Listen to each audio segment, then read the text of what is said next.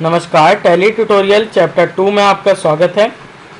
आज हम टैली में अकाउंटिंग टर्मिनोलॉजी पढ़ेंगे, उसके कुछ टर्म्स होते हैं एंड यहाँ पर हम व्हाट इज़ अकाउंट भी साथ ही पढ़ेंगे कि अकाउंट क्या होता है। सो हमें यहाँ डेफिनेशन दी गई है, हम उसे पढ़ते हैं। Systematic development and analysis of information about the economic affairs of an organisation is called account, and the actual recording and summarizing of financial transaction is known as bookkeeping। इसका मतलब है कि किसी ऑर्गेनाइजेशन का जो इकोनॉमिक अफेयर होता है उसके बारे में इंफॉर्मेशन को एनालाइज करना, यानी कि वहाँ पर फ्यूचर में वो कंपनी लॉस जाएगी, प्रॉफिट जाएगी या क्या होगा, वो एनालाइजेशन होता है। पुराना पास्ट देख के हम फ्यूचर का एनालाइज करते हैं।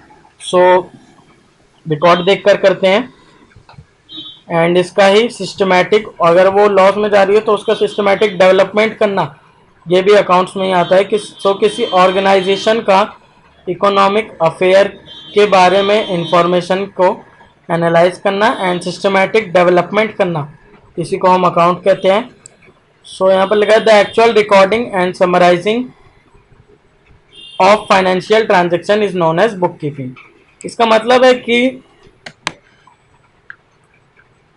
मतलब है जो दो एक्चुअल रिकॉर्डिंग होती है, यानी कि हमारा जो एक्चुअल डाटा है रिकॉर्ड करा हुआ और समराइज करा हुआ फाइनेंशियल ट्रांजैक्शन का, हमारा जो डाटा है एक्चुअल रिकॉर्डिंग एंड समराइज करा हुआ, उसी को हम बुक कीपिंग कहते हैं, वो बुक कीपिंग कहलाता है। सो हम यहाँ पर सेकंड पढ़ते हैं अकाउंटिंग टर्मिनोलॉजी। अकाउंटिंग टर्मिनोलॉजी मतलब हम यहाँ पर कुछ अकाउंट्स के टर्म्स पढ़ेंगे। जैसे कि यहाँ पहला है कैपिटल। कैपिटल का मतलब है कि कोई अकाउंट, जैसे कि कंपनी का जो प्रोप्राइटर है वो अपने बिजनेस शुरू करने के लिए या उसको बढ़ाने के लिए कैश या चेक किसी भी काइंड का मतलब यहाँ पर ऐड करता है। सो इसे ये हम कैपिटल में रखते हैं। इसी के साथ एनी अदर काइंड भी है, जैसे कि हो गया लैंड, हो गया इलेक्ट्रॉनिक आइटम्स, हो गए। बिजनेस को जो भी यूज होता है वो हम कैपिटल में ही रखते हैं। इसके बाद सेकंड आता है लिएबिलिटीज। इसका मतलब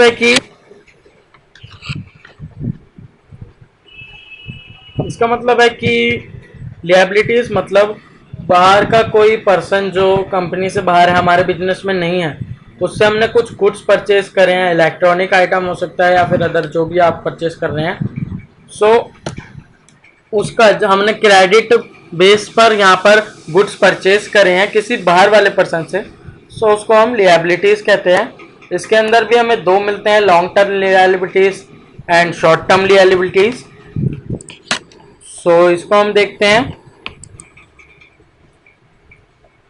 सो हम यहाँ पर पहला है लॉन्ग टर्म लिएबिलिटीज। इसका मतलब है कि जब कोई लिएबिलिटीज हमारी 1 ईयर से ज़्यादा टाइम के लिए रहती है, सो उसे हम लॉन्ग टर्म लिएबिलिटीज कहते हैं। और जो हमारी लिएबिलिटी 1 ईयर से कम समय तक रहती है उसे हम शॉर्ट टर्म लिएबिलिटीज कहते हैं। जैसे कि हम यहाँ पर लॉन्ग टर्म का लेते हैं, हमने किसी से जैसे कि इलेक्ट्रॉनिक आइटम परचेज किया, सो अब हम उसे 2 ईयर्स में हम किसी भी मतलब कि जैसे कि किस्तों पर हम उसे पैसे दे रहे हैं, सो वो 2 ईयर्स की होती है, सो उसे लॉन्ग टर्म लिएबिलिटीज कहेंगे। एंड अगर वो ही लिएबिलिटी अगर 1 ईयर से कम की होती तो उसे हम शॉर्ट टर्म कह देते। इसके बाद आता है एसेट्स। एसेट्स बेसिकली जो हमें बिजनेस चलाने के लिए लीगल राइट्स चाहिए होते हैं, उन्हें ही हम एसेट्स कहते हैं। जो भी हमें लीगल राइट्स चाहिए उसे हम एसेट कहते हैं। इसके अंदर भी दो मिलते हैं, fix asset and current asset. जो एसेट हम सेल करने के लिए नहीं बनाते हैं वो होता है फिक्स एसेट, एंड जो एसेट्स हम सेल करने के लिए बनाते हैं वो होता है करंट एसेट। ये एक डिफरेंस होता है इसके अंदर।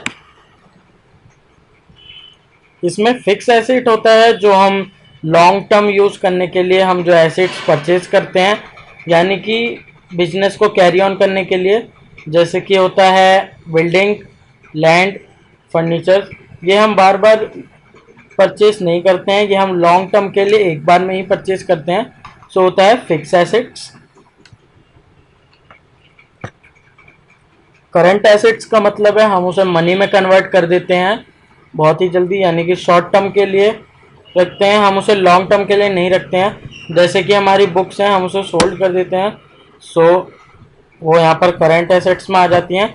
हम लॉन्ग टर्म के लिए नहीं रखते, उसे लेते हैं एंड देन वापस सेल कर देते हैं, मनी में कन्वर्ट कर। यहाँ पर नेक्स्ट दिया है डेप्टर्स। डेप्टर्स यानी कि हमने किसी को गुड्स सोल्ड किए हैं ऑन क्रेडिट बेस, सो वो डेप्टर्स में आता है। एंड इसके बाद आता है क्रेडिटर। क्रेडिटर्स का मतलब हमने किसी से गुड्स परचेज करे हैं ऑन क्रेडिट बेस, तो वो क्रेडिटर में आ जाता है। हम गुड्स परचेज करेंगे सो क्रेडिटर, एंड गुड्स सोल्ड करते हैं सो वो डेप्टर्स में आते हैं। जिस भी पर्सन को हम सोल्ड कर रहे हैं वो डेप्टर्स में आएगा, एंड जिस भी पर्सन से हम परचेज करेंगे वो क्रेडिटर में आएगा। इसके बाद है एक्सपेंस। सो अकाउंट एक्सपेंस यहाँ पर बेसिकली, एक्सपेंस का मतलब है जो कंपनी का प्रोडक्शन के लिए हम यहाँ पर खर्च करते हैं, गुड्स की प्रोड्यूस करते हैं जैसे हम, सो उसके लिए जो भी यहाँ पर खर्च होता है उसे हम एक्सपेंस में गिनते हैं। एंड लास्ट है इनकम। इनकम का मतलब है कि जैसे कि हम सब चीज़ होने के बाद हमने प्रोड्यूस कर लिया एंड वहाँ पर सेल भी कर दिया, उसके बाद जो हमें इनकम होगी उसमें से रेवेन्यू हटा के हमारा जो लास्ट की जो बचती है इनकम, उसे हम इनकम में कहते हैं। सो ये थे कुछ अकाउंटिंग टर्मिनोलॉजी। Thank you.